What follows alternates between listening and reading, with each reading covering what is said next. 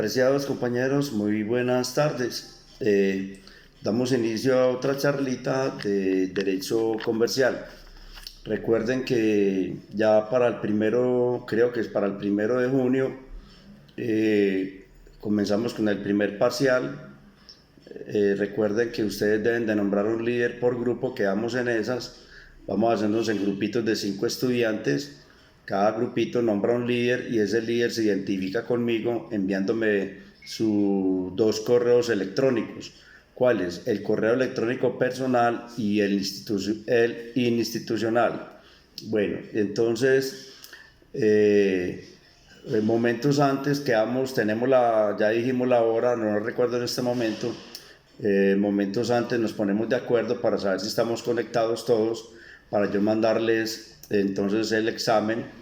Recuerden que eso empieza el cronómetro, tienen 3 horas para que lo desarrollen, 3 horas, y me lo devuelven inmediatamente una vez terminado a mi correo electrónico. Recuerden que no se pueden quedar con el parcial, porque ese parcial hay que subir la nota el mismo día. Yo debo de subir la nota el mismo día. Entonces no se pueden quedar con él, así como hemos venido haciendo con estos talleres. Por favor, entonces hacer grupitos de 5 estudiantes, cada grupo nombra un líder y el líder se va a identificar conmigo. Ya he visto algunos líderes, no sé si están todos juntos porque lastimosamente no tuve la dicha de conocer al grupo en forma personal. Estamos trabajando así a la distancia. No tuve la oportunidad de conocerlos a ustedes y todo fue así muy intempestivamente. Bueno, breguemos a terminar lo mejor posible. Espero que nadie esté por fuera. Ya he estado evaluando los talleres. Ya les estoy mandando las notas a ustedes mismos. Recuerden que casi todos pecaron por esto. Se ve que no han visto bien no han visto bien el video. Cuando hablamos del tema de la subrogación patronal, la subrogación del empleador en materia de prestaciones sociales a cargo del empleador. La subrogación patronal consiste en que cuando el empleador no está pagando los aportes correspondientes a la salud, a la pensión, a riesgos, o sea, toda la seguridad social integral que es un paquete: salud, pensión, riesgos laborales, no la está pagando. Y si el trabajador se le presenta un imprevisto, se presenta una fuerza mayor, se accidenta o se enferma o tiene una enfermedad grave, una enfermedad profesional o un accidente de trabajo, es el empleador el que asume el riesgo y los gastos de todo esto. El riesgo y los gastos de todo esto, todo íntegro en su totalidad, el 100%. Entonces, muchos, no sé por qué, todos, por no decir que todos, me contestaron mal ese punto, escribiendo que el riesgo, llevando la teoría del riesgo al derecho comercial. El derecho comercial es completamente distinto al derecho laboral, y la teoría del riesgo en derecho comercial es muy distinta al derecho laboral. No sé por qué a ninguno de ustedes se le ocurrió que estaba viendo era derecho laboral más no comercial. Entonces no se puede revolver como en matemáticas pollitos con vaquitas, ¿cierto? No sé por qué, hay que tener, como dice el amigo, es el embolador, hay que tener carcumen. Estamos viendo laboral, pues todo lo que esté relacionado con el derecho laboral, con el trabajo y el trabajador. Nada que ver con cosas comerciales, con riesgos comerciales, que el artículo 1009 del Código de Comercio dice esto, que el riesgo es cuando un tercero asume frente a un accidente de automotores, entonces es el tercero, la aseguradora, la que la asume. Aquí en el derecho laboral no hay ninguna aseguradora. La aseguradora es el empleador. La aseguradora de un trabajador es el empleador, no aquí estamos hablando de compañías de seguros ni nada. Entonces, ojo con eso, compañeritos, para que hay que aterrizar la mente. Bueno, veo que poco le están prestando interés a los videos. Bueno,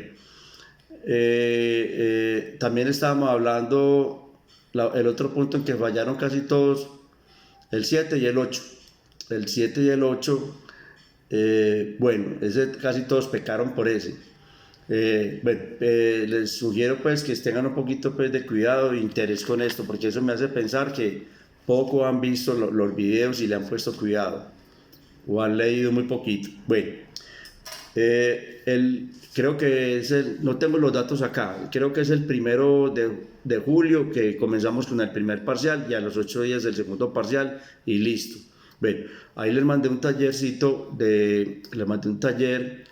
Por el momento no tiene ningún valor, puede ser que si alguien de pronto más tarde por ahí necesita alguna nota, veo que si en el evento de que le haya ido mal en cualquiera de los dos parciales, pues tendrá su valor en su momento oportuno, yo le daré un valor a eso, alguna nota le pondremos, pero es más que todo para que desarrollen el cuestionario de títulos, valores, conforme al documento que yo les anexé,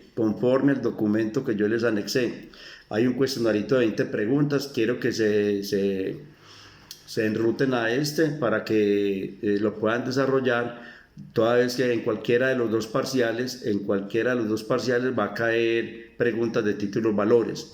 Esto lo deben de reforzar con el Código de Comercio, en el artículo donde habla el 619, creo que es donde habla el tema de títulos, valores. Por favor, leer todos los artículos si comprenden esto. Bueno, habíamos quedado vamos a finiquitar la figura de la parte comercial del primer libro para que entremos al segundo libro, que es el libro que tiene que ver con el contrato de sociedad o con las sociedades, y de ahí es probable que demos otra clasecita, otro video, y ya con eso terminamos y nos preparamos ya para entrar a parciales. Bueno, habíamos dicho pues que el artículo 25 del Código de Comercio define la empresa.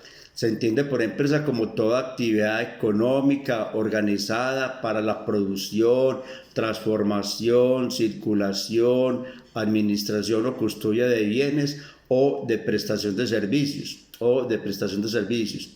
Bueno, estas actividades se podrán realizar a través de un establecimiento de comercio. Bueno, así lo define el artículo 25 del Código de Comercio. Ya habíamos leído por acá que en la parte constitucional, los fundamentos constitucionales, está el artículo 38 y el 333 de la Constitución. El artículo 38 que dice que se garantiza la libertad, la libre asociación. Cuando hablamos de asociación, entiéndase específicamente asociaciones de organizarse en empresas, los socios, en forma asociada, en forma colectiva. Bueno, desde el punto de vista de derecho empresarial o derecho comercial. Y el artículo 333 dice que la actividad económica y la iniciativa privada son libres dentro de los límites del bien común, son libres dentro de los límites del bien común. Bueno, importantísimo esto. Ya el artículo 13 nos dice quién es el comerciante, cuándo se presume que una persona, llámese natural o jurídica, ¿sí?, puede estar realizando actos de comercio y se considera comerciante como tal. Ven, ya habíamos leído la Cámara de Comercio, para qué sirve la Cámara de Comercio y para qué sirve el registro mercantil de las personas naturales y jurídicas, y sus establecimientos de comercio y los establecimientos de comercio. ¿Cuál es la función que cumple la Cámara de Comercio? ¿Cuál es la función que cumple el registro mercantil? Que son varias funciones o varios principios. Por favor, leerlos. Deben de tener el Código de Comercio, o si no lo tienen en forma física, pues abunda en internet, usted lo baja, Código de Comercio colombiano. O con esto, compañeritos, como veo que hay estudiantes despistaditos, recuerden que estamos estudiando legislación comercial colombiana. No vayan a bajar para legislaciones chilenas o argentinas o de Guatemala o de México, porque ahí sí pues quedamos todos pues como chapulín colorado. Quedamos graves, porque mire lo que me están escribiendo.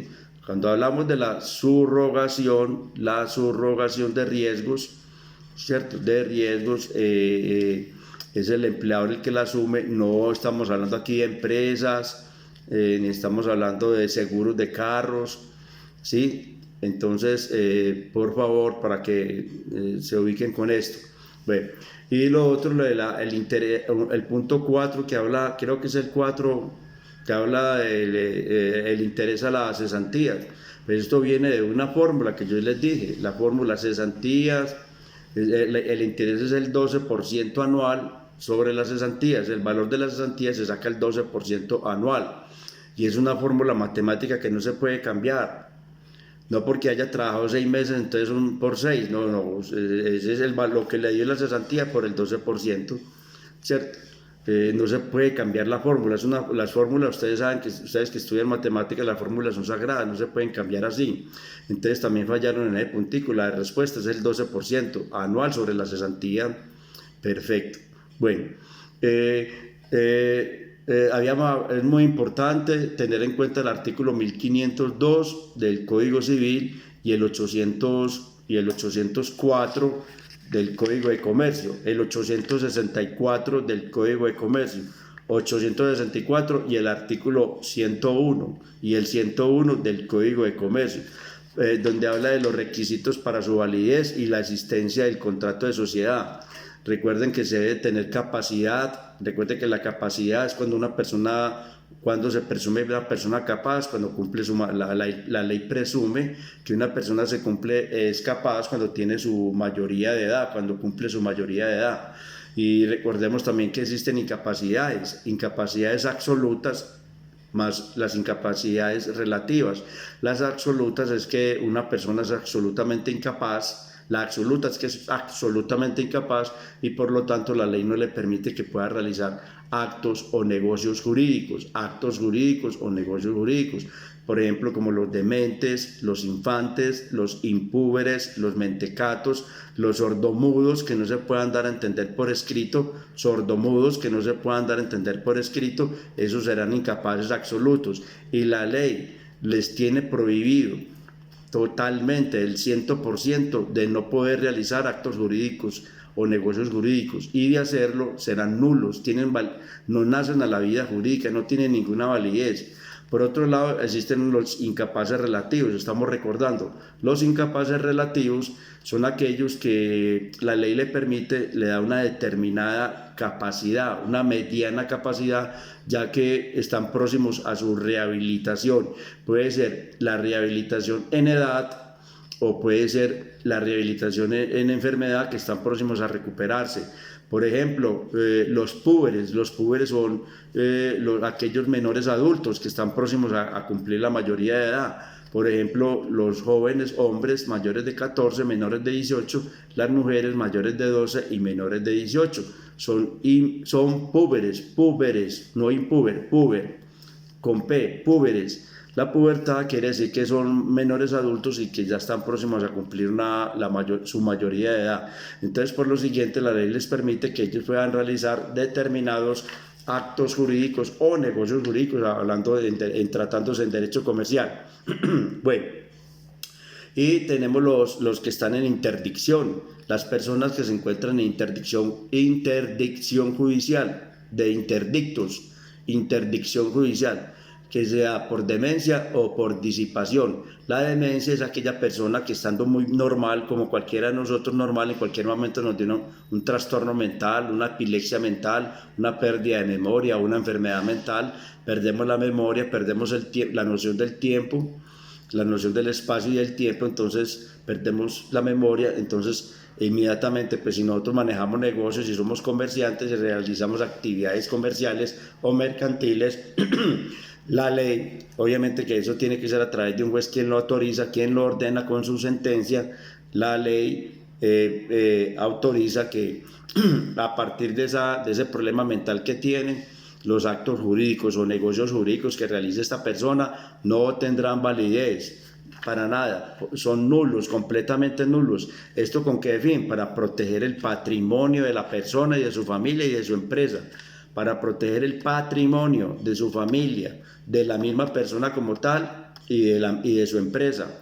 Esa es la interdicción por demencia. Y la interdicción por disipación consiste que es muy parecido, pero ya es una enfermedad que se adquirió por voluntad de la persona, pues se volvió vicioso por las drogas o por las drogas mecánicas, electrónicas, por decir algo, los que se van a los casinos, juegan, son tabures, la ruleta, todo eso, se vuelve tan enfermoso eso, tan enfermoso y tan traumático que salen en una noche en un casino, salen jugando la casa, la finca, los caballos de paso, el ganado y hasta la misma familia. Entonces se vuelve una enfermedad crónica.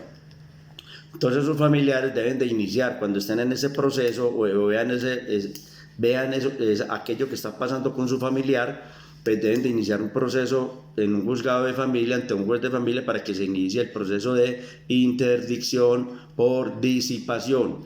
¿Para qué? Para que a partir de ahí, una vez salga la sentencia, los actos jurídicos que él haga o negocios jurídicos no tengan validez, genera una nulidad. Esto con el fin de ¿qué? De proteger el patrimonio de la empresa, de la sociedad, el patrimonio familiar, e igualmente también proteger el interés de la persona, del enfermo, porque él no sabe, esto se convierte en una enfermedad como tal. Bueno, recordemos entonces la capacidad, que sea una persona capaz, que tenga la suficiente actitud reflexiva de poder realizar determinados actos jurídicos o negocios jurídicos, que haya un consentimiento, que este consentimiento no adolezca de vicios. Los vicios del consentimiento son tres: el error, la fuerza y el dolo. El error es la falsa apreciación de las cosas. Yo voy a comprar un anillo de oro y me está vendiendo es un anillo enchapado en oro, era puro cobre.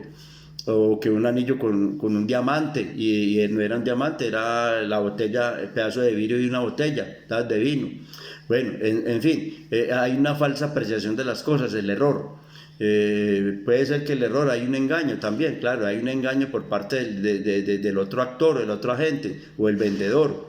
Puede haber un error, pero entonces el error tiene que ser la persona que sufre el error, desconoce, no tiene conocimiento que lo están tumbando, que lo están engañando, porque si consiente, entonces ya no sería un delito, porque ya hay un consentimiento de eso, ¿cierto?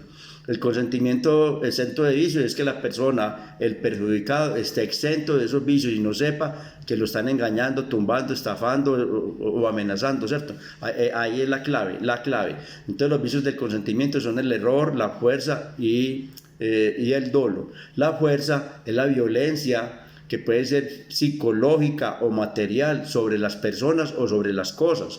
Sobre las personas, la fuerza es una amenaza. Me firmas esta escritura de venta para que me vendas tu casa en menos plata, o si no te morís, como hacían como siempre han hecho los guerrilleros y los paramilitares con los pobres dueños de las fincas campesinas, que le dicen: véndame esa finca, ya es mía, y vale esa finca de 200 hectáreas, apenas le va a dar 50 millones por ella, o la compra o se muere. ¿Eso qué es? Un consentimiento viciado por la fuerza, ¿cierto?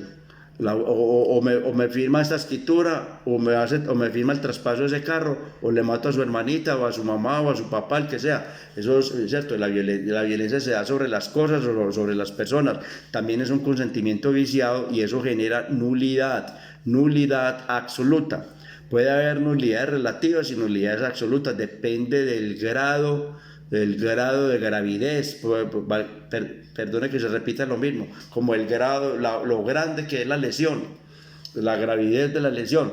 Cuando es relativa, pues que es saneable. Cuando es absoluta, no es saneable. Relativa es que, por ejemplo, quedó faltando un número de la cédula, o se equivocaron en una letra o en una palabra, o el señor se llamaba Julio César Cano Benítez y le colocaron Julio César Cano Willes. Son cosas saneables, ¿cierto? Se pueden subsanar, se convalidan. Pues se escribe una nota aclaratoria en el mismo documento, de que se corrige el literal tal o el numeral tal o la cláusula tal. Ya el derecho es de puro sentido común, ya ustedes van analizando la figura, pero cuando hay una aberrante contradicción o error, eso no se puede sanear con nada, es volver a hacer el documento completo, y eso genera una plena nulidad ipso facto. No produce efectos jurídicos en el mundo jurídico, no produce ningún efecto jurídico ante cualquier juez de la República. Estamos hablando en derecho. ¿cierto? En derecho. Bueno, esa es la fuerza. Y el dolo es la intención positiva de hacer daño. Existe de la gente que quiere hacer un daño, ¿cierto? Ya lo hace es a sabiendas de que va a perjudicar al otro.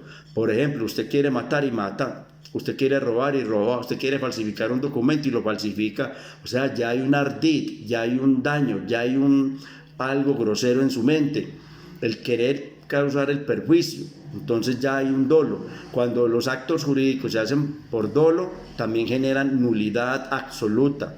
Y recuerden, la palabra clave siempre es que el que sufre este engaño, el que sufre la fuerza, el que sufre el error, el que sufre el dolo, el que sufre el ardid, o sea, el que pierde ahí, el que pierde, debe estar inocente en todo, debe desconocer esa situación, debe desconocerla, porque si se desconoce, si la conoce y a sabiendas de que lo van a engañar o lo van a tumbar o le están presentando otras, él compró un carro chino, él compró un carro alemán y le están vendiendo un carro chino, él sabe eso y hace el acto jurídico y consciente, ya no hay un vicio del consentimiento porque ya consintió, ya no hay un vicio, ya no está viciado el consentimiento, más bien ya aceptó el consentimiento y quiso terminar un negocio así, porque usted quiere comprar un carro de esta marca, se va o un televisor, se va para el supermercado, su intención era comprarse un carro japonés o un televisor japonés, se salió comprando un carro coreano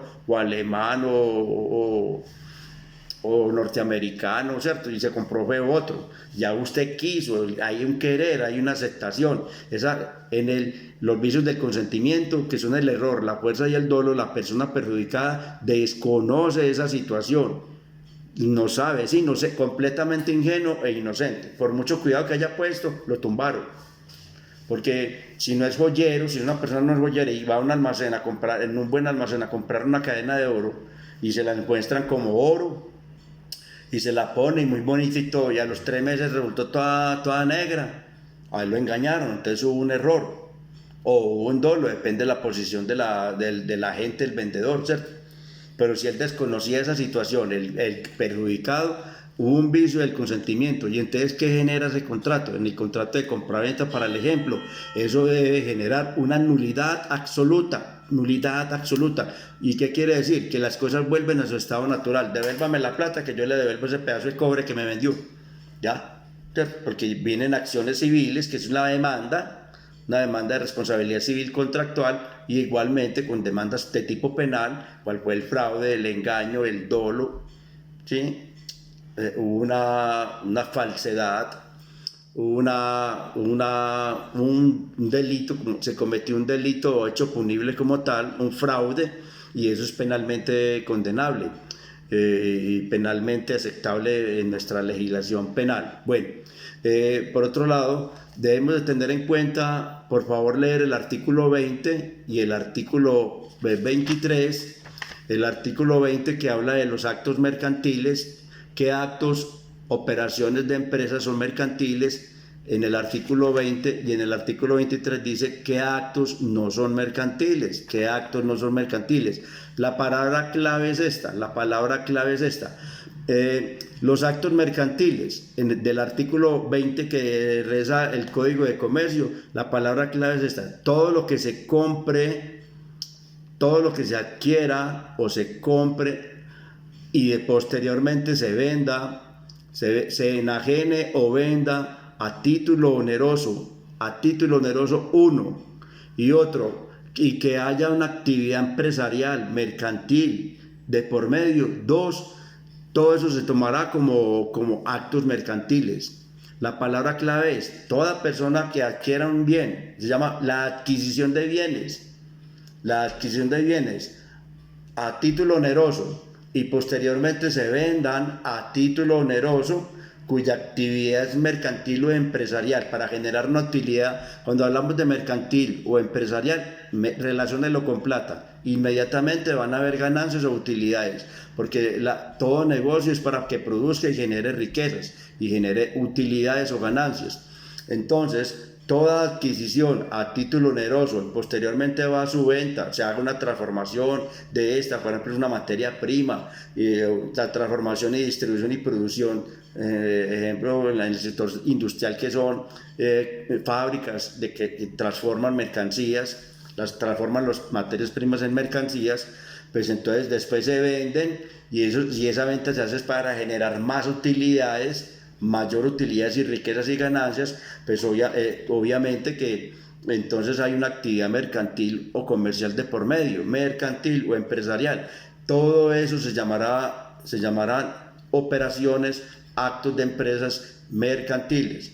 Y lo contrario a esto, en el artículo 23, todo lo que sea, usted puede comprar, ¿cierto? Puede adquirir bienes, puede ser a título oneroso, que pueden ser para su propia beneficio, en forma artesanal para uno, o que si usted los quiso vender, usted mismo los venda. Por ejemplo, usted es un agricultor, tiene 500 palos de aguacate, entonces usted los siembra.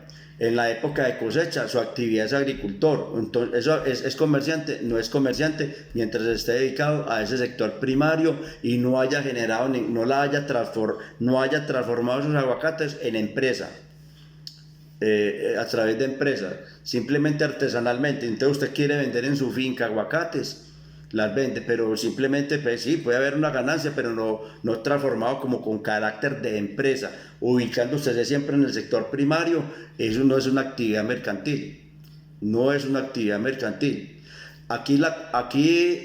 Usted es un pintor de cuadros muy bonitos, hace unas pinturas hermosas, unos óleos, y de pronto quiere vender sus cuadros, así, simple y llana, desde esa postura, desde esa posición, sin hacer ninguna actividad de transformación, producción, distribución, o sea, aplicando el artículo 25 del Código de Comercio. Por eso lo rezamos ahora, que es una actividad organizada para producir, circular, transformar materias primas en mercancías o bienes y servicios. Si usted no le hace ninguna transformación, circulación, producción, o sea, no hace un proceso industrial a ese producto, si no lo hace a través de algo que se llama empresa, entonces no es una actividad mercantil. Así venda algo, es una actividad no mercantil. Igualmente no es actividad mercantil las profesiones, todos los profesionales que ejerzan su profesión en forma independiente, los odontólogos, nosotros los abogados, los médicos en su propio consultorio, los odontólogos en su propio consultorio, los contadores públicos en su propia oficina, que no haya una transformación de empresa, ni se matricule como empresa, se quede ahí quietico, estático, simplemente trabajando con su tarjeta profesional. Esos no son profesiones liberales. Por el momento, así lo contempla el artículo 23 del Código de Comercio. Vamos a leer un poquito, artículo 20, dice el título segundo, vamos a leerlo, de los actos, operaciones y empresas mercantiles. Entonces dice, actos mercantiles. Son actos mercantiles para todos los efectos legales. 2 puntos. Primero, la adquisición de bienes a título oneroso con destino a enajenarlos en igual forma y la enajenación de los mismos. Recuerde que enajenar es vender. 2. La adquisición a título oneroso. Cuando yo digo a título oneroso es porque hubo un precio, hubo un valor. Onerosos de plata. Oneroso es cuando hay utilidad, cuando hay ganancia o compra. Oneroso es lo contrario a gratuito. La adquisición a título oneroso de bienes muebles con destino a arrendarlos, el arrendamiento de los mismos, el arrendamiento de toda clase de bienes para subarrendarlos y el subarrendamiento de los mismos. 3.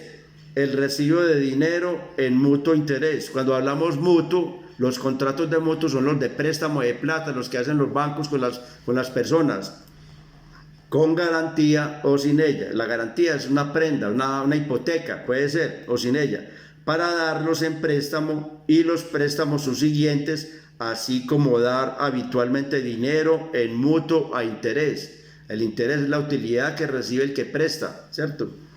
Entonces ahí es donde está el título oneroso y la ganancia que recibe. 4. La adquisición o enajenación. Enajenar es vender, repito, a título oneroso. Lo oneroso es lo contrario de lo gratuito. Gratuito es gratis, regalado. Oneroso es que hay un valor, un precio, usted pagó por él o recibe una utilidad. De establecimientos de comercio y la prenda, arrendamiento, administración y demás operaciones análogas relacionadas con los mismos. Otra, la intervención como asociado en la constitución de sociedades comerciales, los actos de administración de las mismas o la negociación a título oneroso de las partes de interés, cuotas o acciones. Partes de interés es es el aporte que hacen los socios en las sociedades colectivas. Cuotas es el aporte que hacen los socios en las sociedades de responsabilidad limitada y en las sociedades en comandita simple. Y las acciones es el aporte que hacen los socios en las sociedades por capital, en las sociedades anónimas y anónimas simplificadas, en comandita por acciones, etc. Sexto, el giro, otorgamiento, aceptación, garantía o negociación de títulos, valores, así como la compra para la reventa, permuta es cambiar una cosa por otra, permutar es cambiar, etcétera, de los mismos. 7. Las operaciones bancarias de bolsa o de martillo, eso se sabe que es más mercantil que cualquiera, ¿cierto? Otra, el corretaje, las agencias de negocios y la representación de firmas nacionales o extranjeras. El corretaje es cuando así como trabajan las agencias de seguros, los corredores de seguros. Otra, la explotación y prestación de servicios de puertos, muelles, puentes, vías y campos de aterrizaje. Otra, las empresas de seguro y las actividades aseguradoras. Muy bien. Otra, las empresas de transporte de personas o de cosas a título oneroso. La palabra clave es oneroso, y que haya de por medio una actividad mercantil o empresarial, cualesquiera que fuera la vía y el medio utilizado. Bueno, otra, las empresas de fabricación, ojo pues lo que hacen las empresas, esa es la definición del artículo 25, las empresas de fabricación, transformación de manufacturas y la circulación de bienes. Esa es la definición de toda actividad empresarial. Otra, las empresas de depósito de mercaderías, provisiones o suministros, espectáculos públicos, expendio de toda clase de bienes. Otra, las empresas editoriales, litográficas, fotográficas, informativas o de propaganda y las demás destinadas a la prestación de servicios. Otra, las empresas de obras, construcciones, reparaciones, montajes, instalaciones u ornamentaciones. Otra, las empresas para el aprovechamiento y explotación mercantil de las fuerzas o recursos de la naturaleza. Aprovechamiento y explotación mercantil. Mírela, aquí ya está hablando de recursos naturales o fuerzas de recursos naturales, pero hay una explotación mercantil. Esa es la palabra clave. La palabra clave es mercantil, oneroso y que haya una transformación de ¿cierto? Y que se genere una utilidad. Otra, las empresas promotoras de negocios y las de compra y venta, de administración, custodia, circulación de toda clase de bienes.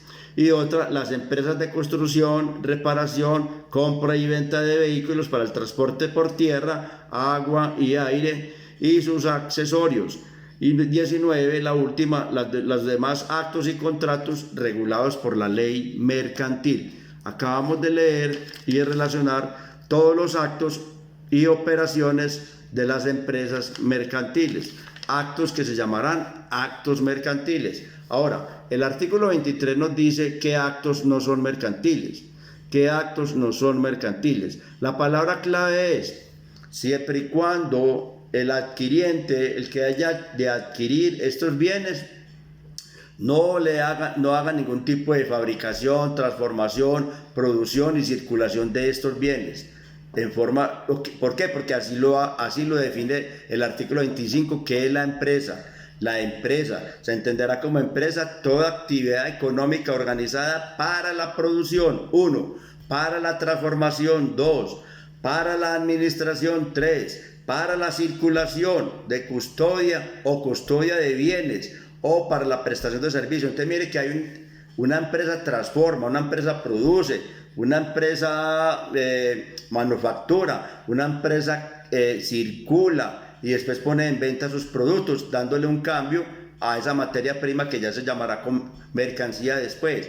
O sea, entonces las actividades no mercantiles no puede haber una transformación, no puede haber una circulación, no puede haber una fabricación, no puede haber una circulación, tiene que ser de uso doméstico. Usted puede vender, sí, en las actividades no mercantiles puede vender, sí, pero usted mismo, no, sin hacerle ningún tipo de transformación, sin vincular empresas ahí, ¿sí? Que sean para su propio sustento, para su propia beneficio, muy artesanal. La palabra clave es como muy artesanal, muy primitivo podríamos decir la venta de estas, ¿cierto? No puede transformar, no puede circular, no puede fabricar. No maneje esos sinónimos que atrae el artículo 25, porque entonces pilas, porque saca un uno en una pregunta de derecho comercial. Recuerde que los profesores son trampositos, le meten un enredo ahí si esto es actividad mercantil o no, y entonces queda como en un híbrido. Usted tiene que manejar el sentido común, pilas con esto. Vamos a leer los actos que no son mercantiles,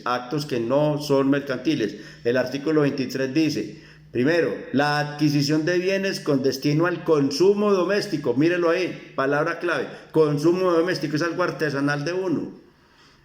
O al uso del adquiriente, o sea, el que lo adquiere. Y la enajenación de los mismos o de lo que sobre. Usted los puede vender, pero no le haga ninguna transformación. Otra, la adquisición de bienes para producir obras artísticas y la enajenación de él también puede vender, un artista puede vender sus cuadros, pero no le haga ninguna transformación industrial o de negocio mercantil, no lo meta por el lado de empresas que perdió. Otra, la adquisición hecha por funcionarios o empleados para fines de servicio público. Esto para la Constitución este articulito queda muy débil porque la Constitución no permite que los empleados públicos cumplan otras actividades para evitar ahora hay mucha corrupción, mucho fraude, para evitar desvíos de platas. Entonces al numeral tercero frente a unas normas de derecho administrativo no tiene mucha fuerza y casi ya no aplica. Otra, la cuarta, aunque está escrito en el código, entonces está vigente, pero que no aplica es por el desuso. Bueno, 4, la enajenación. Recordemos que enajenar es vender. Que hagan directamente los agricultores, directamente, no haya hacer ninguna transformación de empresas, sino directamente los agricultores o ganaderos de los frutos de sus cosechas o de sus ganados, en un estado natural. Usted tiene 50 vacas en su finca, quiso vender 2, 3 vacas o 10 vaquitas, usted mismo venga por ella y las llevó. No vaya a irse para la feria de ganados a hacer un remate allá, a feriarlos y todo, porque usted se volvió comerciante y esos actos dejaron de ser no mercantiles para convertirse en mercantiles, ¿cierto? Esos que tienen ganado y todo y se van para una feria, en la feria ¿quién hay? Ganaderos, comerciantes. Hubo una transformación del producto, de la materia como tal, y se le dio una transformación mercantil. Ojo con esto. Bueno, la enajenación que hagan directamente los agricultores o ganaderos de los frutos o de sus cosechas o ganados en su estado natural. Tampoco serán mercantiles las actividades de transformación de tales frutos que efectúen los agricultores o ganaderos, siempre y cuando dicha transformación no constituyan por sí mismo un carácter de empresa.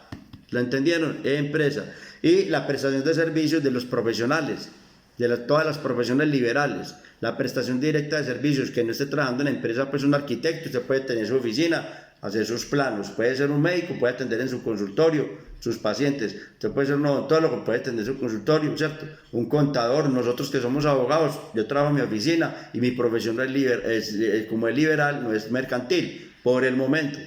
Entonces, quiero que quedemos entendidos sobre esto, para finiquitar este capítulo de la primera parte de derecho comercial, para que entremos entonces a la segunda parte, que son las sociedades como tal.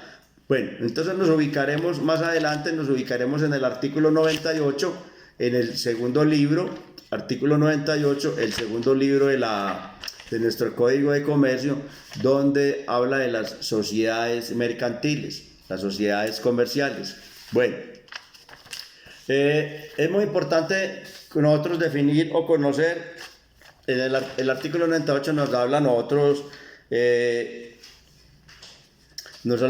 el concepto de sociedad. El artículo 98 nos está dividido en dos incisos. En el inciso primero nos dice qué es el concepto de sociedad, y en el inciso segundo, inciso esparrafito, nos define qué es la sociedad como tal. ¿Qué es la sociedad como tal? Bueno, entonces, el concepto de sociedad. La sociedad es una persona jurídica. Es una persona jurídica que nace de un contrato y que es constituida de acuerdo a los requisitos legales que exige la ley. Y una vez constituida, formará una persona jurídica a la distinta de los socios individualmente considerados. ¿Sí? La sociedad, entonces, es una persona jurídica que nace de un contrato y que, constituida de acuerdo a los requisitos legales, forman una persona jurídica distinta a la de los socios individualmente considerados.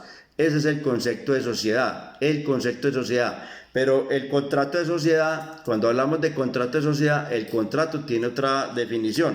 El contrato de sociedad es cuando dos o más personas se unen para formar una empresa. El uno aporta dinero, el otro aporta bienes y el otro aporta trabajo y luego reparten sus utilidades, ¿cierto? ¿Qué dice el contrato de sociedad en el artículo 98? Dice: es un contrato en virtud del cual dos o más personas hacen su aporte en dinero, uno, hacen su aporte en especie, dos, especies, llámese bienes muebles o inmuebles, y otro, hacen su aporte en industria con el fin de repartirse las utilidades de la gestión que se persigue, Bueno, esa es la definición de contrato de sociedad. Recordemos que el Código Civil y el Código de Comercio definen el contrato. El artículo 864 del Código de Comercio dice que contrato es un acuerdo de voluntades de dos o más personas para constituir, para regular, para extinguir entre ellos una relación jurídica patrimonial. Eso lo define el artículo 864 del Código Civil. Pero el artículo 1502, el artículo 1495, el artículo 1495 nos dice que el contrato o convención es un acto por el cual,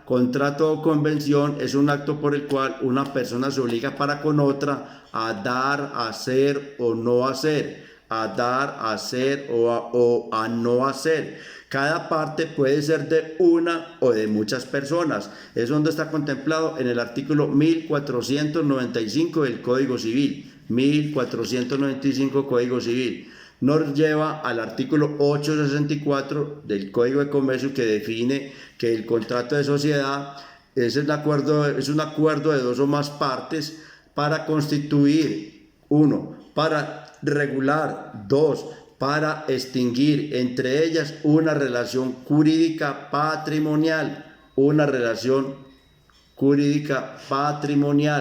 Bueno, entonces, atendiendo el criterio de la formación de sociedades, atendiendo el criterio para la formación de sociedades, las sociedades se dan de tres maneras: sociedades regulares, sociedades irregulares y sociedades de hecho. Sociedades regulares, sociedades irregulares y sociedades de hecho. ¿Cuáles son las sociedades regulares? Las sociedades regulares son las que están legalmente conformadas y constituidas en el derecho comercial colombiano. ¿Y cómo se constituyen? A través de escritura pública. En la escritura pública, ¿qué hay?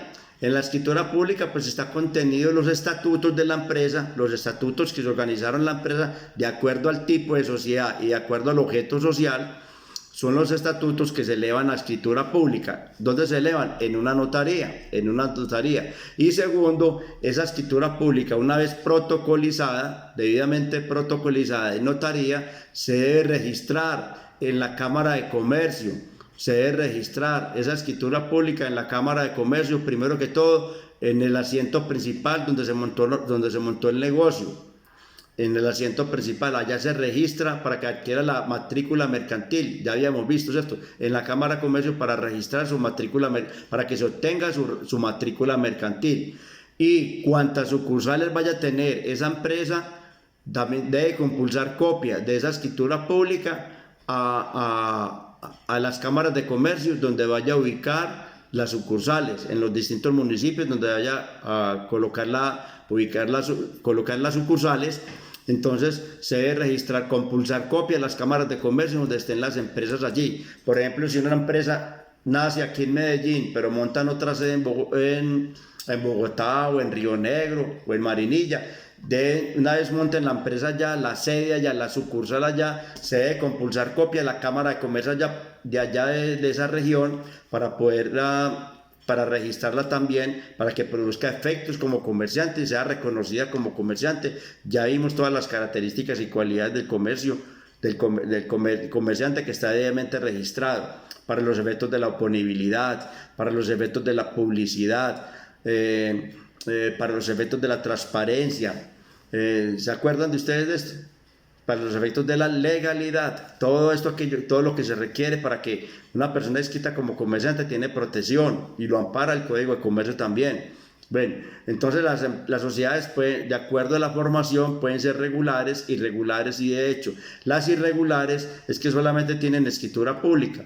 En la escritura pública, ¿qué hay? Pues ¿qué está escrito en la escritura pública? ¿Qué lleva inmerso la escritura pública? Los estatutos de la empresa. Los estatutos están en el artículo 110 del Código de Comercio. Ojo, artículo 110, ahorita lo vamos a leer, del Código de Comercio.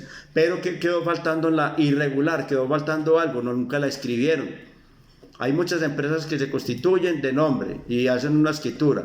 A veces hasta la llevan a la Cámara, no la llevan a la Cámara de Comercio porque eso es lo que quedó faltando. Solamente quedan constituidas en un documentico público, pero no la escriben, no la registran en la Cámara de Comercio. Entonces es una sociedad irregular. Y las sociedades de hecho es que no tienen nada, ni escritura pública, ni hay estatutos, no hay nada, menos va a haber inscripción en la Cámara de Comercio.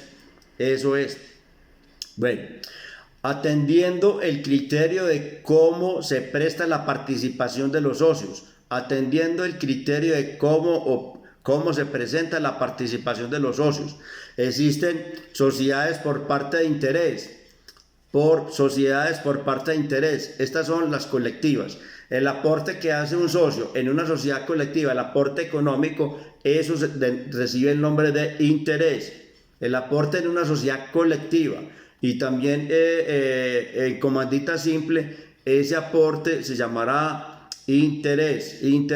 Ese aporte, esa plata que aporta ahí como socio, se llamarán en las sociedades colectivas interés. Interés no es el que recibe uno por la plata que prestó, no. En derecho de sociedades, las sociedades por interés son las colectivas.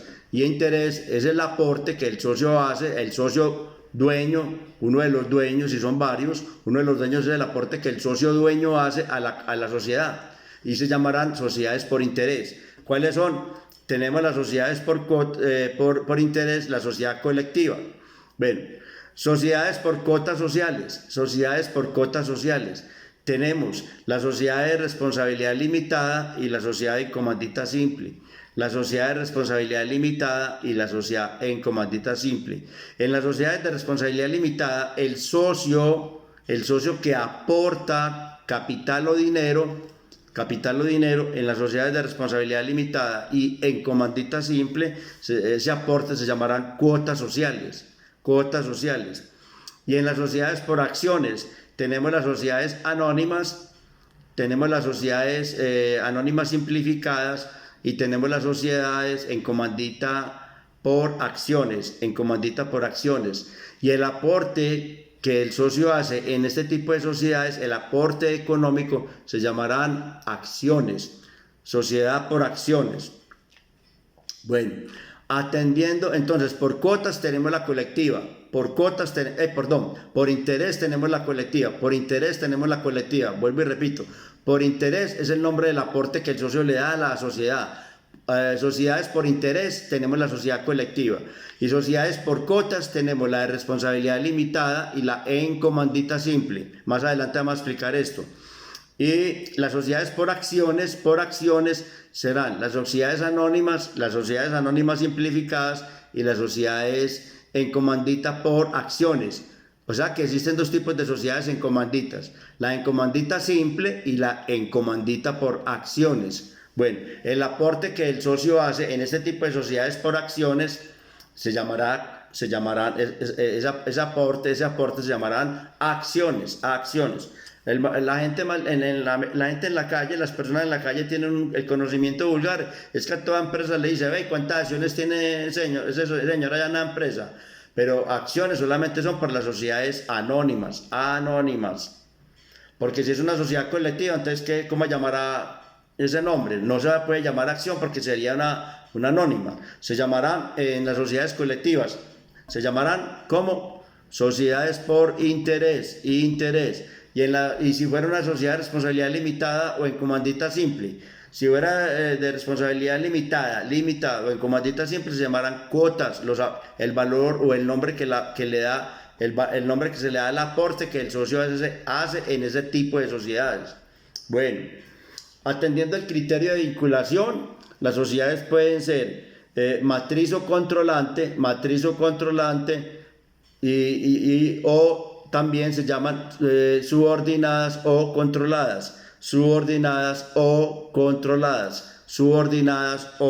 controladas. Atendiendo el criterio de nacionalidad, las sociedades pueden ser nacionales o extranjeras. Y atendiendo el criterio del Código de Comercio, las sociedades que pueden ser sociedades colectivas, sociedades en comandita simple, sociedades en comandita por acciones, sociedades de responsabilidad limitada, sociedades anónimas, empresa unipersonal y la sociedad mixta. Bueno, entonces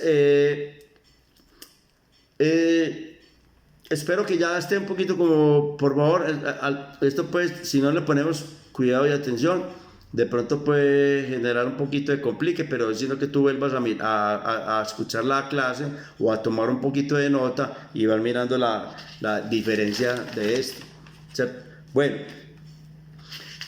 las características del contrato de sociedad. Contrato de sociedad son todas las empresas. Las empresas se llamarán sociedades. Cuando yo hablo de sociedades, entiéndase cualquier tipo de empresa que puede, independiente del tipo de sociedad que es, independiente del tipo de sociedad, si es de responsabilidad limitada, si es en comandita simple, si es sociedad anónima. Ahora abunda mucho las sociedades anónimas simplificadas. Es por la facilidad que da para la constitución de la sociedad como tal. La anónima simplificada. Bueno, características del contrato de sociedad. Es un contrato plurilateral.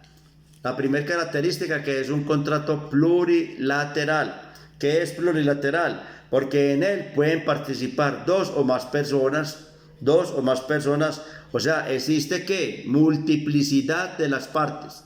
¿Quiénes son las partes ahí? Los socios, los dueños. Se pueden participar dos o más personas, así lo define el contrato de sociedad. Es cuando dos o más personas se unen, ¿cierto? Para buscar un bien común.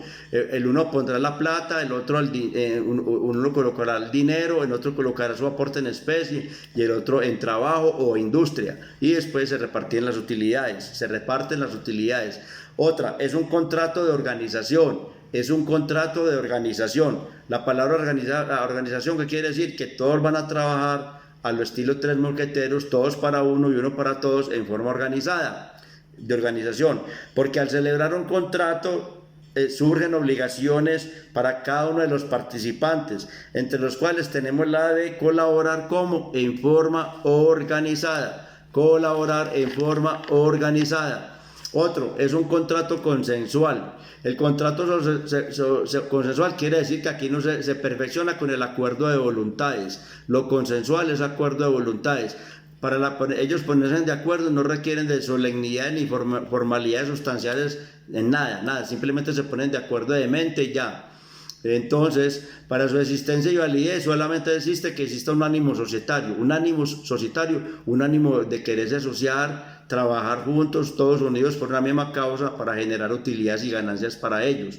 O sea, ese es un contrato consensual porque no se requiere solemnidades sustanciales que afecten su existencia o validez, simplemente se perfecciona con el acuerdo y el consentimiento de ellos. Vamos a unirnos vos y yo y aquel compañero para que montemos una fábrica de zapatos, de calzados, ¿sí? Y vamos a trabajar y eso está dando plata. Otra, es un contrato oneroso. Cuando hablamos de oneroso, entiéndase que hay plata de por medio, porque se da una relación de reciprocidad entre la cual cada socio se obliga para sí y para beneficio del otro, donde se generan utilidades o ganancias. Lo oneroso es cuando hay un valor, existe un valor. Bueno, aquí terminan ya las características del contrato de sociedad. Que vamos a mirar la naturaleza jurídica de las sociedades, las naturalezas jurídicas de las sociedades, teniendo en cuenta que la sociedad es una persona jurídica que nace de un contrato, se conjugan en ellos todos los atributos de la personalidad y todos los atributos que gozan las personas naturales como tal. Eso se llaman atributos de la personalidad o naturaleza jurídica de la sociedad. Tanto la persona jurídica como la persona natural, las personas naturales somos nosotros, los seres humanos individuales, y las personas jurídicas tienen algo en común, que tienen atributos de la personalidad, ¿sí? Por eso la definición de persona jurídica quiere decir una persona ficticia o ente ficticio capaz de tener derechos y de contraer obligaciones. Entonces también tienen capacidad de goce y tienen capacidad de ejercicio. ¿Recuerdan ustedes eso?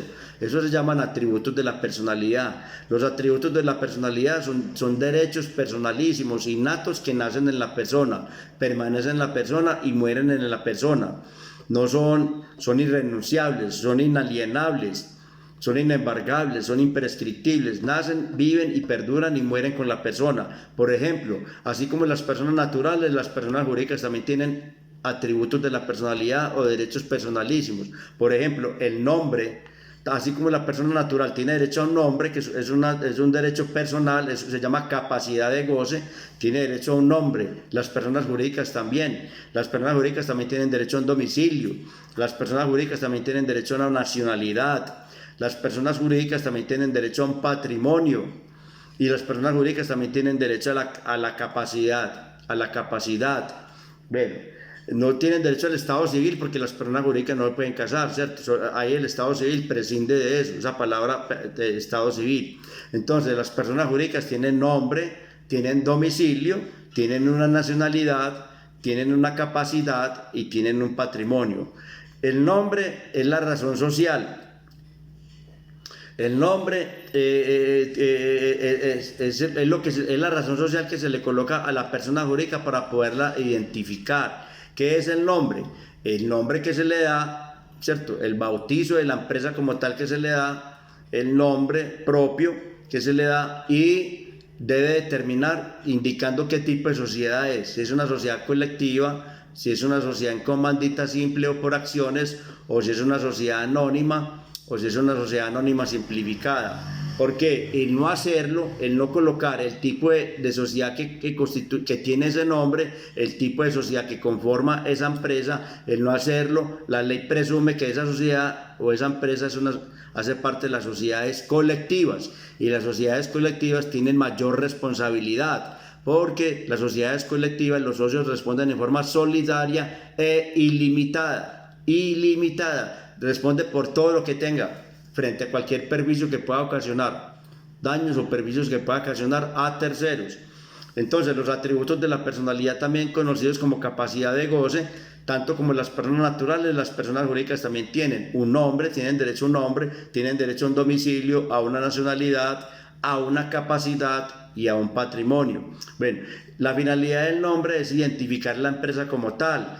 El nombre es un bien jurídico protegido por el Estado, porque si usted coloca el nombre de su empresa, ¿sí? y lo registra, nadie en este país puede colocar el mismo nombre que usted matriculó. Entonces tiene una protección del Estado. ¿sí? Tiene una protección. En cuanto al nombre de las sociedades, la ley sugiere que deben de ser, si el nombre de las sociedades es de nombres de personas, por favor, que sea en castellano, a no ser de que la persona que lo conforme sea una persona extranjera, y que los nombres, o que no sean de personas, sino un nombre cualquiera, sean también en idioma castellano. No obstante, se ven empresas con nombres extranjeros, con nombres, por ejemplo, ingleses, del idioma inglés. Bueno, pero tiene que ser que hay algún socio ahí que esté de por medio y sea extranjero. Bueno, entonces, pero lo más importante es que en la razón social, que es el nombre de la empresa, debe distinguirse al finalizar el tipo de sociedad que la conforma. Ejemplo, Almacenes Flamingo S.A., Almacenes Éxito SAS o S.A., transportadora Chuchufruto de responsabilidad limitada y compañía de responsabilidad limitada. Es muy importante que termine para distinguir el tipo de sociedad que la conforma, porque vuelvo y digo, de no hacerlo, la ley presume que es una sociedad colectiva y está más gravada, queda con más responsabilidades. Bueno, el domicilio de la sociedad pues es el lugar donde se coloca el asiento principal de sus negocios, es la sede principal. Bueno, existen varios domicilios, el domicilio principal, que es el más importante, el domicilio secundario, que son las sucursales, y un domicilio especial, el domicilio secundario, que es el domicilio de las sucursales, y el especial es un domicilio especial que se puede constituir cuando la empresa realiza algunas veces determinados negocios jurídicos especiales, ¿cierto? Entonces se llamará domicilio especial, que no siempre es el habitual, ¿sí? Bueno, la nacionalidad de la sociedad. ¿Qué es la nacionalidad? La nacionalidad es un vínculo jurídico que une la empresa, une la sociedad con un Estado, ¿cierto? Obviamente, si la empresa nace aquí, es una empresa colombiana. Es el vínculo jurídico que une a la empresa con el Estado, pues como tal. Entonces implica una subordinación de dependencia y subordinación con el Estado, la empresa que nace. Ahora, la capacidad, las empresas tienen capacidad de goce. ¿Cuál es la capacidad de goce? La que acabamos de decir, que es el que adquiere toda persona natural por el hecho de nacer. Nombre, domicilio, nacionalidad, patrimonio, estado civil para las personas naturales, ¿cierto? El estado civil, patrimonio, capacidad, nacionalidad. Bueno, las empresas tienen todas menos estado civil, ¿cierto? Pero también la capacidad se circunscribe, se entiende en derecho comercial, se entiende en el desarrollo del objeto social de la empresa, en el desarrollo del objeto social y todas las operaciones, actos, contratos que realicen conforme a la actividad de la empresa como tal. La capacidad, en el artículo 99 dice que se circunscribirá al desarrollo del objeto social, como tal.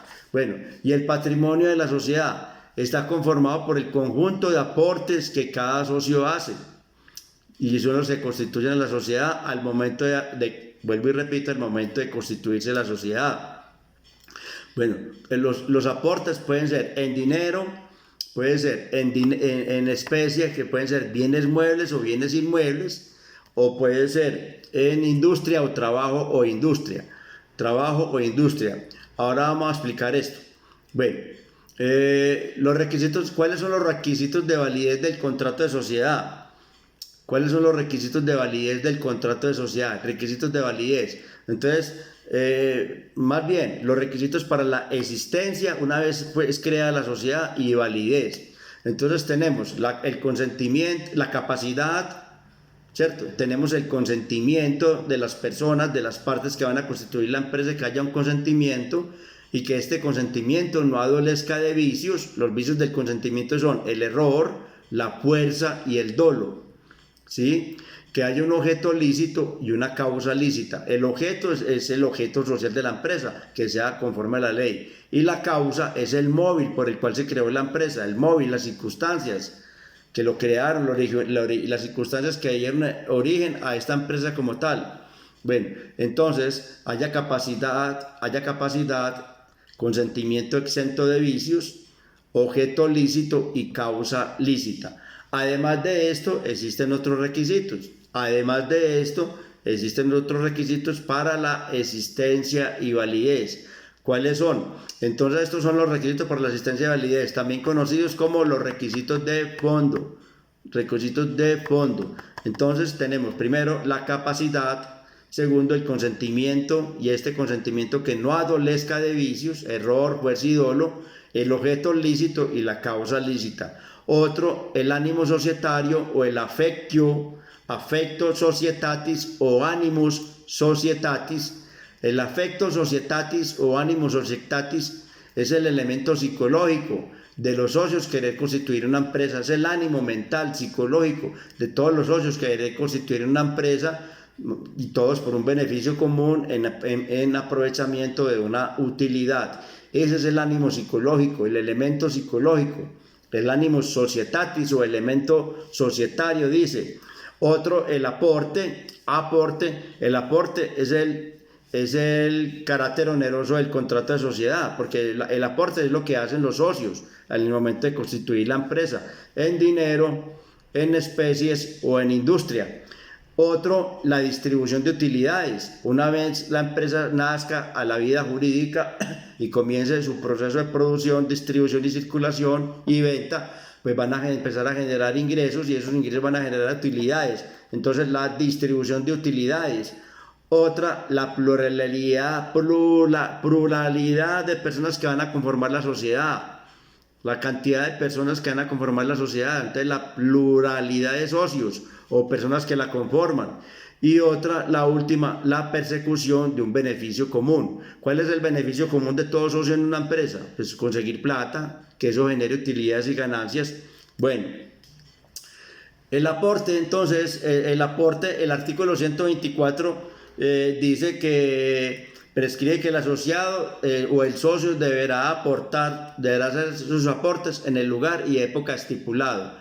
En el evento de que no haya ninguna contrastipulación, se entenderá que es en el lugar de la sede principal de la empresa o donde se va a montar la sede como tal, la sede principal. Bueno, los aportes pueden ser en dinero, en especie y en industria. El socio que aporta en dinero y el socio que aporta en industria para la constitución de una sociedad se llamarán socios capitalistas. Ojo, socios capitalistas. El socio que aporta plata, dinero para constituir y conformar una sociedad, y el que aporta bienes muebles o bienes inmuebles, ¿cierto? Esto se le dice especie, se llamará socio capitalista. Y el socio que aporta solamente trabajo se llamará socio industrial. El socio que aporta conocimiento, trabajo, el que sabe producir, el que sabe fabricar, o sea, el conocimiento intelectual, se llamará socio industrial. El que aporta a la industria o trabajo. Bueno, recordemos entonces que el aporte del socio industrial no es capital, simplemente es conocimiento. Entonces no puede ser objeto de capital el socio que aporta trabajo, simplemente aporta trabajo y es considerado como socio industrial. Bueno,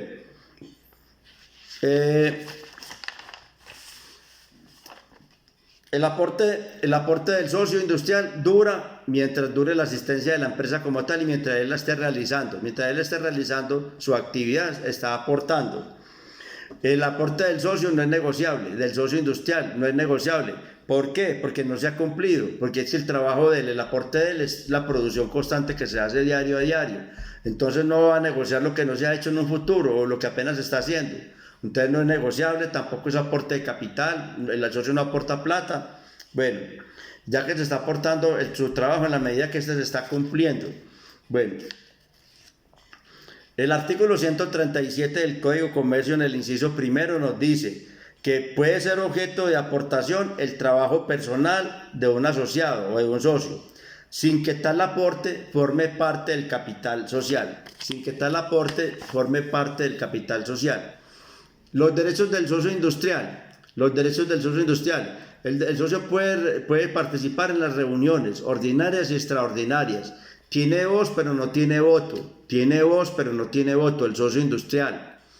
pero siempre y cuando vayan en esas reuniones, se tomen decisiones que vayan en contra de él y de sus derechos, conforme quedó estipulado inicialmente el contrato, él puede meter su palabra, puede meter su voz, porque tiene que defenderse, obviamente. Bueno, el socio industrial puede participar de las utilidades de ejercicio en la proporción que fue convenido según los estatutos. Puede participar entonces de las utilidades, pero si hay pérdidas, él pierde todo su trabajo, porque no puede participar de nada. Si hay pérdidas en la empresa, el socio industrial perdió todo su trabajo. El socio no es un trabajador, porque no está subordinado. No existen los elementos de subordinación ni contraprestación personal de servicio. Es un socio que está simplemente aportando trabajo, y ese es su aporte, pero no se puede considerar como un trabajador, a no ser de que se hayan creado estipulaciones adicionales en los estatutos, donde dice que el socio, aparte de poner el conocimiento, también va a aportar el mismo trabajo personal, aparte del conocimiento que aporta, ¿cierto? También se va a comportar como un trabajador, pero debe estar previamente contemplado en los estatutos, en la escritura de constitución, que la escritura de constitución lo que conlleva son estatutos. Entonces el socio industrial tiene voz, pero no tiene voto en las reuniones y en las secciones de la Asamblea General o Junta de Socios, que es el órgano de dirección. Tendrá voz siempre y cuando las decisiones que se tomen estén en contravía de él, en contra de sus derechos. Puede participar de las utilidades siempre y cuando haya superávit o haya ganancias, pero si la empresa generó pérdidas, perdió, no tiene derecho a ningún tipo de reembolso. El socio industrial se comporta como un socio, no es un trabajador, así ponga trabajo, no es un trabajador, porque un socio nunca puede estar subordinado a otro socio.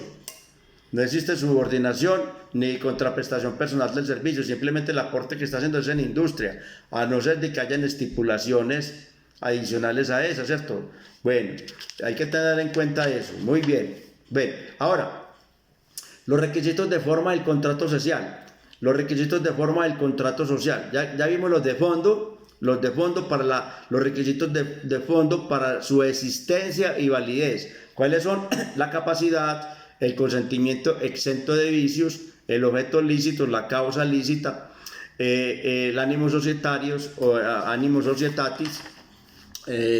Tenemos el ánimo societatis, tenemos la pluralidad, el aporte, la pluralidad de los socios, la distribución de utilidades, la pluralidad de los socios y el beneficio común. Entonces, afecto societatis o ánimo societatis, el aporte que hacen todos los socios en dinero, en especie o en trabajo. Recordemos que los que aportan en dinero o en especie, llámese bienes muebles o inmuebles, se llamarán socios capitalistas, y el socio que aporta en trabajo o en industria se llamará socio industrial.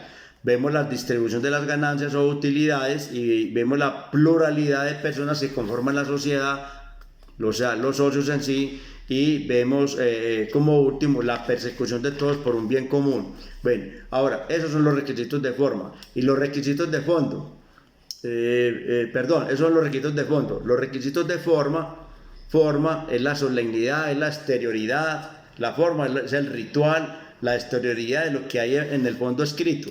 Entonces, ¿cuál es la forma? La solemnidad. ¿Dónde se solemniza aquellos requisitos para su existencia y validez? ¿Dónde se le da esa solemnidad? ¿Dónde se le da esa forma como tal? Pues a través de la escritura pública. Una escritura pública coge todo aquello que está contenido en el fondo, que el consentimiento, la capacidad, el objeto lícito, la causa lícita, el ánimo societatis, la pluralidad de los socios, la repartición de utilidades, la cantidad de socios, el bien común. Todo eso está plasmado en un documento, y ese documento, bueno, ¿qué vamos a hacer con esto? Vámonos para una notaría y le damos una forma. ¿Cuál es la forma? La escritura pública. Eso se basa en un papel sellado, membretado, muy bonito, especial, grueso, que se llamará escritura pública. Esos son los requisitos. La forma es la solemnidad, lo solemne. Es la parte exterior de un documento, ¿cierto? Es la forma, como viene contenido un documento. El documento, lo que está inmerso, lo que está escrito, se llamará fondo. Entonces existen dos requisitos, de fondo y de forma. Fondo es el contenido, el escrito, y la forma es la solemnidad, la ritualidad. ¿Sí? Bueno, entonces son dos, escritura pública y registro. Escritura pública y registro. Bueno, vamos a mirar en las sociedades. Vamos a mirar en las sociedades cómo están, cuáles son los órganos de sociedad, los órganos sociales, los órganos que conforman una sociedad. Tenemos entonces de arriba hacia abajo los órganos de dirección. ¿Quiénes conforman los órganos de dirección? Los duros, los dueños de la sociedad. Y ellos se conformarán en una asamblea que se llama, el órgano de dirección está conformado por la asamblea general o junta de socios, asamblea general o junta de socios, y es a través del cual la asamblea general o junta de socios, a través del cual los socios manifiestan su voluntad, el querer hacer de esta empresa, y son los verdaderos dueños de la empresa, la asamblea general o junta de socios. Ese es el órgano de dirección. El órgano de administración hacia abajo, el órgano de administración es la persona que va a representar internamente y externamente a la empresa como tal. Es el que tiene unas funciones específicas que las determina la ley. Las trae el Código de Comercio y la Ley 222 del 91, o las adicionales o las que le quite el órgano de dirección, que son los dueños. La administración es de una sociedad, está en cabeza del administrador, quien cumple funciones propiamente específicas relacionadas con el patrimonio y los intereses de la sociedad, independiente del tipo de sociedad que lleve. Ahora, el órgano de representación. El órgano de representación es aquella persona que va a representar los intereses de la sociedad frente a terceros, no internamente. En la parte interna está más la parte administrativa, en la parte externa está la parte que representa los intereses de la sociedad ante los terceros, ante otras personas, ante otras sociedades. Casi siempre quien administra la sociedad es el representante también legal. El administrador casi siempre, la mayoría de las veces, hace las veces de representante legal y administrador. Representante legal y administrador, la mayoría de las veces. Algunas veces uno de los socios o todos los socios se reservan el derecho de representar la sociedad. Pero en derecho de sociedades el administrador y el representante legal son dos funciones que están separadas y que no existe complicación, no existe problema, no hay ninguna contradicción si el administrador puede ser el representante legal, o si el representante legal puede cumplir también funciones de administrador. Pues obviamente que por economía, para no tener dos sueldos, pues el administrador siempre será el representante legal y no hay ninguna oposición, no hay ninguna, norma que lo contradiga, pues, ¿cierto? Bueno, entonces la función del representante legal se proyecta hacia los terceros, que puede estar o no en cabeza del administrador o de alguno de los socios. Bueno, y el órgano de fiscalización. El órgano de fiscalización está conformado por el revisor fiscal. Recuerden que el revisor fiscal cumple funciones propiamente específicas y depende directamente del órgano de dirección. O sea, de la Asamblea General o Junta de Socios. El jefe supremo es el órgano de dirección y cumple funciones propiamente específicas. Todas las sociedades anónimas deben de tener, por ley 43 del 90, deben de tener revisor fiscal, y empresas o sociedades cuyo capital sea superior a 1.500 salarios mínimos legales mensuales vigentes. Así lo dice la ley 43 del 90.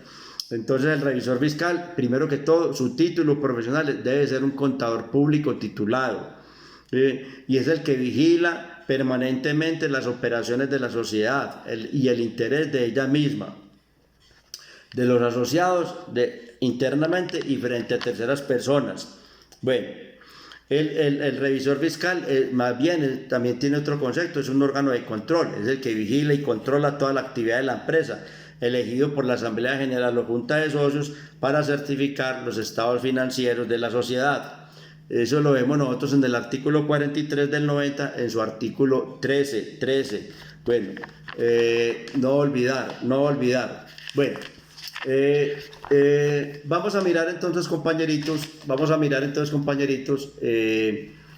los tipos de sociedades. Atendiendo el criterio del Código de Comercio, las sociedades pueden ser colectivas, sociedades comandita simples, sociedades en comandita por acciones, sociedades de responsabilidad limitada, sociedades anónimas simplificadas, empresa unipersonal y la empresa unipersonal y sociedades mixtas, bueno, o economía mixta.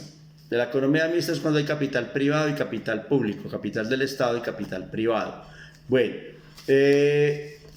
vamos a mirar entonces, compañeritos, la clasificación de las sociedades. Las sociedades pueden ser, tenemos media horita más. Las sociedades pueden ser sociedades por personas o sociedades por capital. Las sociedades por personas o sociedades por capital. En las sociedades por personas solo importa la persona o socios que la van a conformar. Se llaman sociedades por personas porque aquí opera la persona como tal. Intuito personare, dice la legislación romana. Intuito personare. Entonces, aquí en las sociedades por personas existe una unión patrimonial entre el capital de la empresa y el patrimonio personal del socio como tal. En las sociedades colectivas, son sociedades por personas, intuito personare, y el aporte que hace el socio,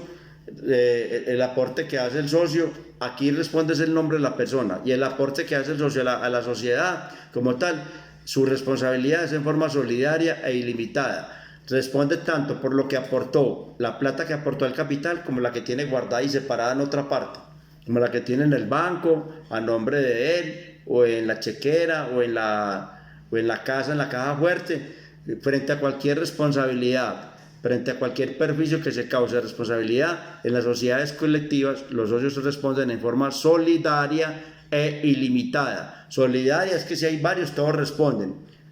Todos responden. El acreedor, el que tiene que cobrar, ver a quién le cobra primero. Eso ya hay una discreción del que vaya a cobrar. Entonces, en las sociedades por personas solo importan las personas, no los nombres de la empresa. Importa son los socios que la conforman. Existe una unión entre el patrimonio social, el aporte que hace la sociedad, y el patrimonio personal. Ejemplo, están las sociedades colectivas y las sociedades en comandita simple, están las empresas unipersonales y están las cooperativas. Ojo, ejemplo, las sociedades colectivas, las sociedades comandita simple, las sociedades unipersonales, EU, y las cooperativas. Otro, sociedades por capital. Las sociedades por capital o por acciones solo importa la parte económica, el capital que se aporta a la sociedad. Aquí ya no importan las personas, quiénes se llaman, de dónde vienen, cuál es el estirpe o la sangre que poseen. Solamente lo que se llaman anónimas, porque son anónimos los dueños. Nada que ver aquí en las sociedades anónimas, los nombres son privados.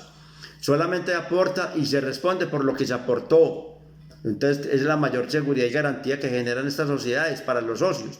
Solo importa el aporte económico, más no las personas como tal. Importa las acciones. Existe una separación, ojo, entre el patrimonio social, el patrimonio que se aporta, la plata que se aporta, el capital que se aporta a la sociedad, y el personal. Solamente responde, el socio que aporta la plata solamente responde por lo que puso, por lo que aportó, por lo que llevó allá a la sociedad, no por lo que tenga en otros bienes o patrimonios que sean parte de él. ¿Sí? Bueno, estos se llaman intuito rei o intuito pecunare. Ejemplo, las sociedades anónimas, son sociedades anónimas simplificadas, las sociedades de responsabilidad limitada, las sociedades en comandita por acciones y las sociedades de economía mixta. Bueno, ahora vamos a mirar las clases de socios. Existen dos tipos de socios. Hay unos socios que están frente a la sociedad, hay unos socios que trabajan, administran la sociedad, hacen la fuerza de la sociedad, y hay otros socios que no. Simplemente aportan la plata, aportan el capital y se pierden, vendrán sin mucho a las reuniones ordinarias o extraordinarias, o vendrán cuando en el momento que se reparten las utilidades, o sea, no están al frente de la sociedad. Entonces, existen dos tipos de socios. ¿Cuáles? Primero, los socios gestores o colectivos. Gestores o colectivos, es el mismo nombre. Gestores viene de gestar, viene de administrar, o colectivos. Estos socios son los que están al frente de la sociedad, administran el patrimonio de la sociedad y los negocios sociales. Están autorizados para realizar cualquier acto, contrato o operación que tenga que ver con el cumplimiento del desarrollo del objeto social. Responden sus responsabilidades en forma solidaria e ilimitada por todas las operaciones sociales que se realicen. El socio gestor o colectivo es el que está frente a la sociedad, es el que administra la sociedad, es el que trabaja, está autorizado para realizar todo tipo de operaciones, actos, contratos que tengan que ver con el desarrollo del objeto social, y su responsabilidad será en forma solidaria, ojo, Arial 50 subrayar, en forma solidaria e ilimitada. O sea, que responde tanto por la plata que puso ya en la sociedad como por la que tiene en su bolsillo y en el banco guardado. O sea, se embaló frente a unos perjuicios o daños que se causen. Bueno, ahora, los otros socios, contrario a esto, los socios comanditarios. Estos limitan su responsabilidad hasta el monto de los aportes que realizó en la sociedad. Limita su responsabilidad hasta el monto de sus aportes. Los socios comanditarios pueden permanecer ausentes en la sociedad, no administran la sociedad, son simplemente los socios capitalistas, los que aportan dinero o bienes muebles o bienes inmuebles, eso se llama especies, los que aportan en especie y nada más. Si mucho estarán presentes el día de las reuniones ordinarias o extraordinarias, sí mucho, y para el reparto de utilidades cuando en los periodos que quedó indicado en sus estatutos. Entonces los socios comanditarios no administran la sociedad, están ausentes. Su responsabilidad solamente responden por el monto de los aportes, por lo que aportó ahí. Es limitada, no es ilimitada como los gestores o colectivos, sino limitada. Se limita únicamente a lo que aportó allá en la empresa. Esos son los socios comanditarios, no administran, están ausentes, nada. Igualmente en la constitución de las sociedades, cuando se van a constituir por escritura pública, quienes están presentes en la constitución son los socios gestores o colectivos. Los socios comanditarios simplemente se describen y se relacionan y se identifican, pero si quieren no van ni siquiera firman. Bueno, se ponen la plata y ponen todo ya. Bueno, y las sociedades mixtas, no confundir, sociedades mixtas en la clasificación de sociedades, no confundir sociedades mixtas, porque una cosa es, una sociedad mixta es cuando hay aporte de entidades del Estado, hay aporte del Estado y hay aporte de privados. Ese es un tipo de sociedad, pero hay otras sociedades que se llaman mixtas en cuanto a su clasificación, ojo, clasificación, para que no me saquen un 1, clasificación.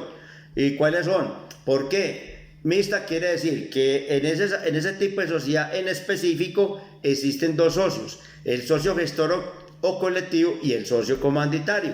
Dentro de esa sociedad hay dos socios, pues se llama mixta porque hay socios gestores y colectivos y socios comanditarios. ¿Cuáles son? Las sociedades en comanditas, simples y por acciones solamente. En las sociedades en comanditas, simples y por acciones, solamente existen dos tipos de socios, pero se llaman sociedades mixtas desde el punto de vista de su clasificación. ¿Sí? Clasificación Arial 50. Bueno, entonces aquí se combina una mezcla de factores personales y factores pecuniarios. Ejemplo, en la sociedad en comandita, unos dicen comandita, pero se llama en comandita, en la que existen socios que responden en forma solidaria e ilimitada. Hay unos socios en la sociedad en comandita, puede ser simple o por acciones, que responden en forma solidaria e ilimitada, ¿sí? Y estos socios se llamarán socios gestores o colectivos. Y en esa misma sociedad existen otros socios que solamente responden por el monto, lo que aportaron como capital, lo que aportaron por el monto aportado. Y esos socios se llamarán socios comanditarios.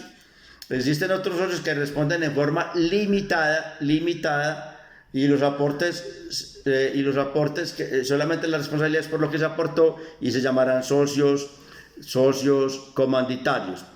Entonces los socios gestores o colectivos son los que responden en forma solidaria e ilimitada, hasta N, responden por todo, por lo que aportó y por lo que tenga guardado. Y los socios comanditarios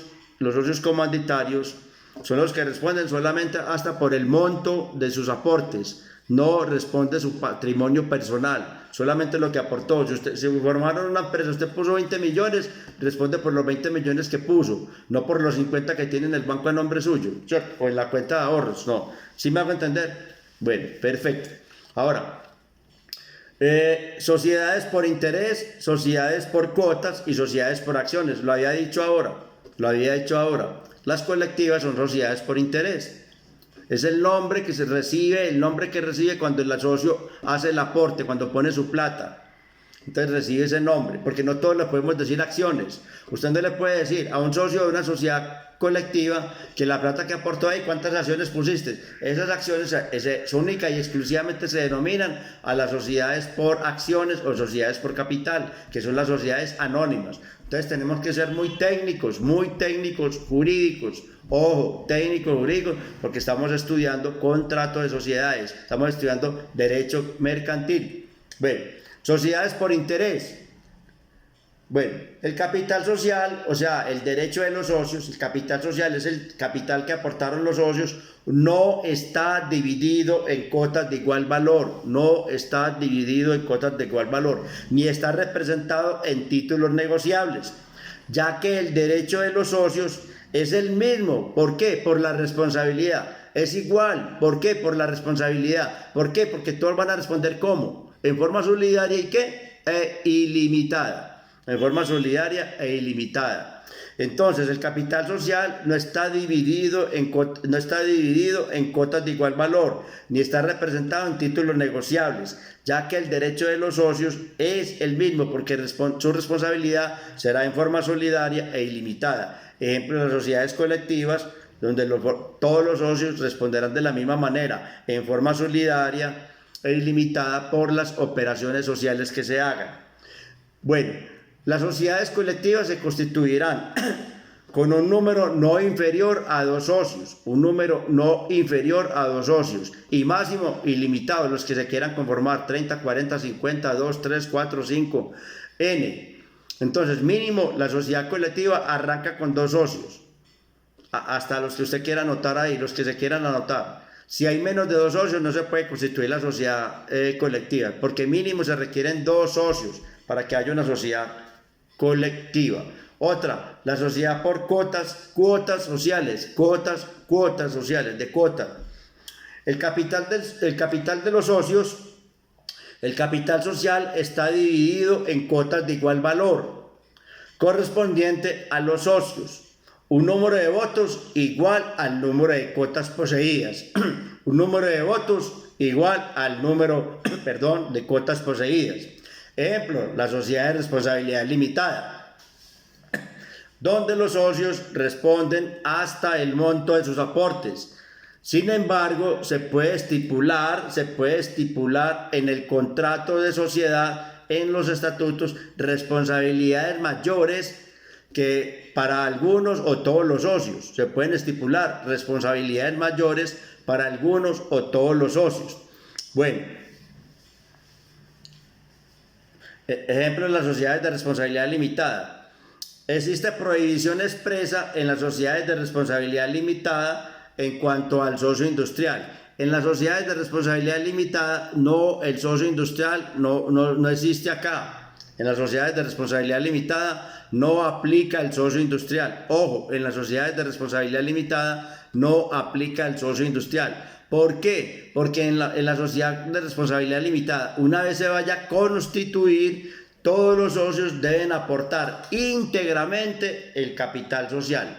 Nadie puede quedar debiendo y todos tienen que aportar, como es igual y tienen un mismo valor, todos tienen que aportar la misma plata y nadie puede quedar fiando o que pongan en trabajo, no nada. Entonces la figura del socio industrial no aplica en las sociedades de responsabilidad limitada. El socio industrial solamente aplica en las sociedades anónimas, en las sociedades anónimas y anónimas simplificadas y en las encomanditas por acciones. Ojo con esto, pilas, que no nos cojan nosotros otra vez como el Chapulín Colorado. Pilas pues, ve. Entonces, en las sociedades de responsabilidad limitada existe prohibición expresa con relación a la participación del socio industrial, principalmente por la razón de que los aportes deben ser íntegros y todos lo deben de aportar en forma íntegra el capital, en forma íntegra y efectivamente pagado en el momento de la constitución de la sociedad. Y por lo tanto no hay cabida para el socio industrial, porque el socio industrial, ¿cuál es su aporte? Trabajo o industria, eso le dicen industria. Bueno, las sociedades por acciones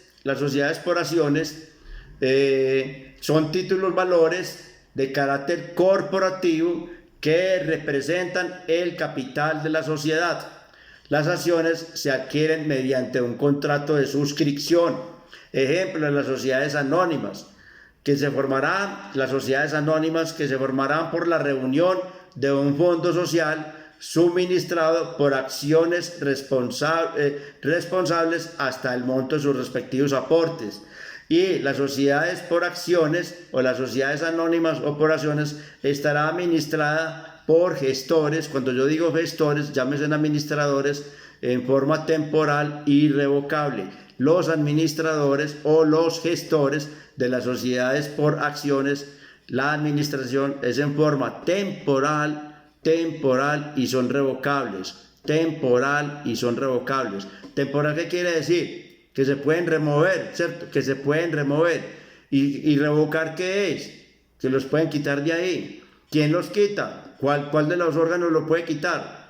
¿Quién puede mover un administrador? El órgano de dirección, la asamblea general o junta de socios. Bueno, en las sociedades mixtas estamos hablando desde la clasificación. Las sociedades mixtas, entiéndase, en las sociedades en comandita simple o en comandita por acciones, ¿sí? Entonces podemos hablar en la encomandita simple, pues se da la figura de la colectiva ahí. En la simple cabe la colectiva, en la simple. Y entonces en la colectiva, ¿cómo se llama ese tipo el nombre que hace el socio en ese aporte? En las sociedades colectivas, ¿cómo se llama el nombre del aporte que hace el socio ahí? Interés. En las sociedades en comandita simple, el socio gestor o colectivo, su aporte se llamará interés, porque se asemeja a la misma colectiva como tal, ¿sí? En las sociedades por interés es cuando existe una unión entre el capital personal y el aportado como tal, y la responsabilidad son forma solidaria e ilimitada. Y por cotas, ¿cómo llaman los que aportan por cotas? Por cotas, los de responsabilidad limitada. Y por cotas es el nombre que recibe al socio comanditario de la sociedad en comandita simple. Recordemos que hay pero se llama mixta porque hay dos tipos de socios: los gestores o colectivos que responden en forma solidaria e ilimitada, y los socios comanditarios que responden hasta el monto de sus aportes. Entonces en la sociedad comandita simple existen los dos socios, ¿cierto? El gestor o colectivo, que su aporte se llamará por interés, y el comanditario, que su aporte se llamará cuotas. Bueno, entonces el aporte de estos socios no está representado en títulos negociables, sino en cuotas de igual valor, que equivale cada cuota es un voto por cada socio. Bueno, en la sociedad en comandita simple, ¿cómo se constituyen? Por la cantidad de socios. Debe haber mínimo un socio gestor o colectivo y mínimo un socio comanditario, 1 y 1. Como mínimo se debe conformar un socio gestor o colectivo y un socio comanditario. Como máximo N, los que se quieran meter ahí en el paseo. Ahora, como mínimo un socio gestor o colectivo y como máximo un socio comanditario, sí, perdón. Y como máximo arrancamos de un socio gestor o colectivo, de un socio gestor o colectivo y 25 comanditarios, hasta 25. Lo que pasa es que dije N, pero es para la sociedad en comandita por acciones. Pero bueno, vuelvo y repito para no confundirlos. ¿Qué número de socios se pueden constituir en una sociedad en comandita simple? Como mínimo debe haber un socio gestor o colectivo y un socio comanditario. Como máximo debe haber siempre un socio gestor o colectivo, siempre uno. Y máximo 25 comanditarios. Ahora, por otro lado, las sociedades en comandita por acciones. Cuando digo acciones me tira para las sociedades anónimas, ¿cierto? Hay un vínculo, hay un nexo. Acciones es sociedad anónima, es una sociedad por capital, ¿cierto? Entonces quiere decir que hay un poquito de aquí y un poquito de allá. Bueno, la en comandita por acciones, los socios están conformados por dos. Bueno, para los socios gestores o colectivos, que su responsabilidad es en forma solidaria e ilimitada, el aporte que ponen se llama interés en las sociedades por acciones, ¿cierto? Interés por la responsabilidad, ¿cierto? Porque responden como responden las sociedades colectivas. Bueno, y acciones para los socios comanditarios, por eso se llama comandita por acciones. Y acciones, los socios comanditarios, que son los que están ausentes, solamente responden por el monto de sus aportes. La responsabilidad es limitada, no ilimitada, es limitada, responden por el monto de sus aportes. Entonces, el aporte de ellos, la plata que colocan ahí se llamarán acciones. Entonces, por interés, para los socios gestores o colectivos en la sociedad en comandita por acciones, y para los socios gestores y los socios comanditorios, el aporte se llamarán acciones. Bueno, para los socios comanditarios, el capital social está representado en títulos de igual valor, denominados acciones nominativas. Serán nominativas mientras no se hayan pagado, mientras no hayan sido pagados, ¿cierto? Bueno, ahora, número de socios que la conforman. Mínimo un socio gestor o colectivo. 1. Y como máximo 5 comanditarios. Perdón, el mínimo, un socio gestor o colectivo. Y 5 comanditarios. Ese es el mínimo. Debe haber un socio gestor o colectivo y 5 comanditarios. Y como máximo debe haber un socio gestor o colectivo y máximo ilimitado. Vengo yo como enredándome con este numerito, pero no los quiero, ya están cansaditos de escucharme, no los quiero complicar. Vuelvo y repito, borremos para la sociedad en comandita por acciones, que ya los conceptos se van trocando. Bueno, número de socios en las sociedades en comandita por acciones. Como mínimo debe haber un socio gestor o colectivo.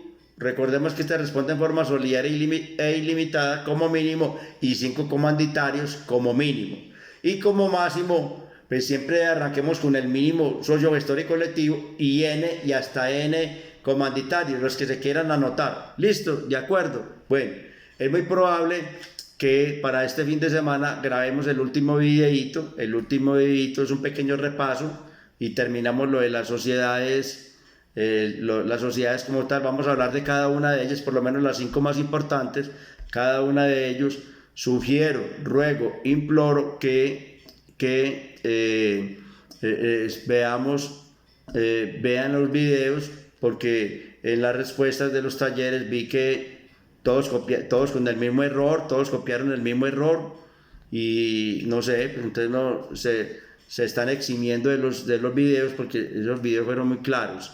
Bueno, muchas gracias, que estén muy bien, cuídense mucho, Dios me los bendiga. Pido permiso para apagar este aparatico. Muchas gracias.